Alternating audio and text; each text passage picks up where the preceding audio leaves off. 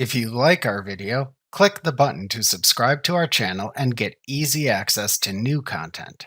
To see our full suite of ad-free video courses, instruction manuals, and quick reference guides, visit us at www.teachucomp.com.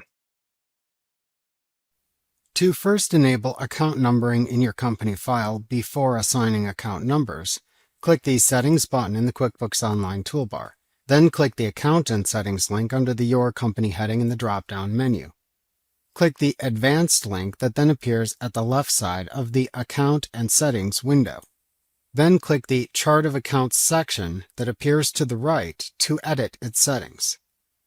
Click the Enable Account Numbers toggle switch to set it to the On position to enable account numbering. To show account numbers in transaction forms and reports, then check the Show Account Numbers checkbox.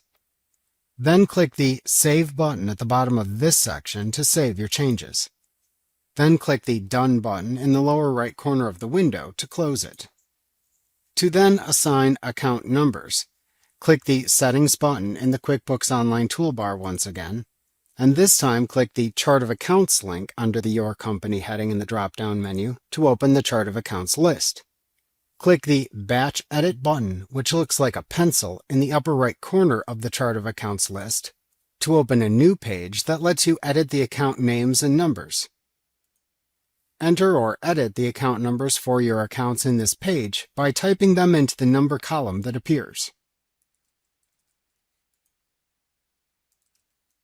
Account numbers in QuickBooks Online Plus can only be up to 20 digits long.